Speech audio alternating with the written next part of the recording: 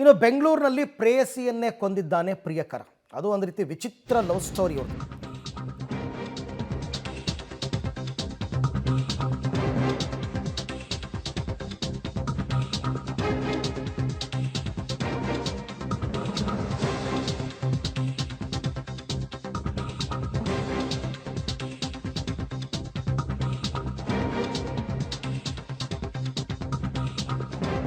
ನೋಡಿ, ಇವರಿಬ್ಬರು ಕೂಡ ಮೊದಲು ಪ್ರೀತಿಸ್ತಾರೆ, ಅದಾದ ನಂತರ ಮದುವೆ ಆಗ್ತಾರೆ, ಮದುವೆ ಆದಮೇಲೆ ಡೈವರ್ಸ್ ಆಗ್ತಾರೆ, ಡೈವರ್ಸ್ ಆದಮೇಲೆ ಮತ್ತೆ ಒಂದಾಗಿತ್ತು ಈ ಜೋಡಿ.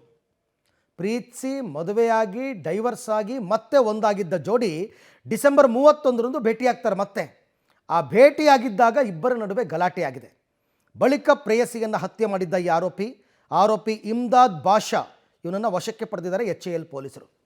ತಾನೇ ಪ್ರೀತಿಸಿದ ಹುಡುಗಿಯನ್ನು ತಾನೇ ಕೊಂದಿದ್ದಾನೆ. ಈ ಬಗ್ಗೆ ಮತ್ತಷ್ಟು ಮಾಹಿತಿ ನನ್ನ ಕೊಲೀಗ್ ಉಮೇಶ್ ಅವರಿಂದ ಪಡ್ಕೊಳ್ಳೋಣ. ಉಮೇಶ್, ಪ್ರೀತಿಸಿ ಮದುವೆಯಾಗಿ ಡೈವರ್ಸ್ ಆಗಿ ಮತ್ತೆ ಒಂದಾಗಿದ್ದು ಒಳ್ಳೆಯೇ, ಅಲ್ಲಿ ತನಕ ಎಲ್ಲ ಸರಿ ಇತ್ತು. ಮತ್ತೆ ಒಂದಾದ ಮೇಲೆ ಈ ಕೊಲೆ ನಡೆದಿರೋದು ಯಾಕೆ? ಅರವಿಂದ್, ಈ ಇಮ್ದಾದ್ ಮತ್ತೆ ಉಸ್ಮಾನ್ ಏನಿದ್ದಾರೆ, ಇವರಿಬ್ರು ಕಳೆದ 4 ವರ್ಷಗಳಿಂದ ಪರಸ್ಪರ ಲವ್ ಮಾಡ್ತಿದ್ರು. ಮನೆಯವರ ವಿರೋಧದ ನಡುವೆಯಲ್ಲಿ ಇಮ್ದಾದ್ ಏನಿದೆ ಆತ ಮುಂಬೈಯಲ್ಲಿ ಮದುವೆ ಆಗ್ತಾನೆ. ಈ ಯುವತಿ ಏನಿದ್ದು ಈಕೆ ಬೆಂಗಳೂರಲ್ಲಿ ಮದುವೆಯಾಗಿ ಇಲ್ಲೇ ವಾಸವಾಗಿದ್ರು. ಕಳೆದ 2 ವರ್ಷಗಳಿಂದ ಇಬ್ರಿಗೂ ಕೂಡ ಮತ್ತೆ ಡೈವರ್ಸ್ ಆಗುತ್ತೆ. ಅಲ್ಲಿ ಆತ ಮುಂಬೈಯಲ್ಲೂ ಕೂಡ ಡೈವರ್ಸ್ ತಗೋತಾನೆ, ಈಕೆ ಬೆಂಗಳೂರಲ್ಲೂ ಕೂಡ ಡೈವರ್ಸ್ ತಗೋತಾಳೆ. ನಂತರದಲ್ಲಿ ಇವರಿಬ್ರು ಕೂಡ ಬೆಂಗಳೂರಿನಲ್ಲಿ ಭೇಟಿಯಾಗಿ ಒಂದಷ್ಟು 3-4 ತಿಂಗಳ ಕಾಲ ಜೊತೆಯಲ್ಲೇ ಓಡಾಡಿದ್ದಾರೆ.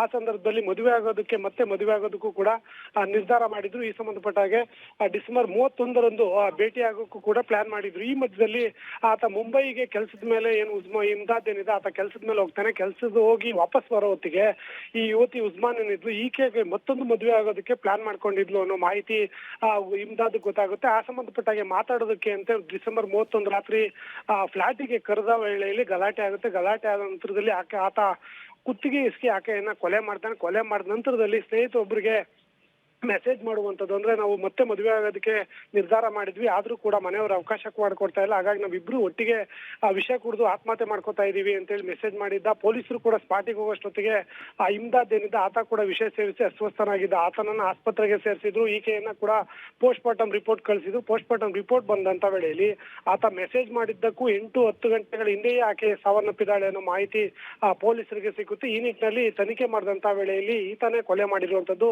ಬೆಳಕಿಗೆ ಬಂದಿದೆ. HAL ಪೊಲೀಸರು ಆತನನ್ನ ಬಂಧನ ಮಾಡಿದ್ದಾರೆ. Right Umesh, thank you. ತಮ್ಮೆಲ್ಲ ಮಾಹಿತಿಗೆ ಧನ್ಯವಾದ.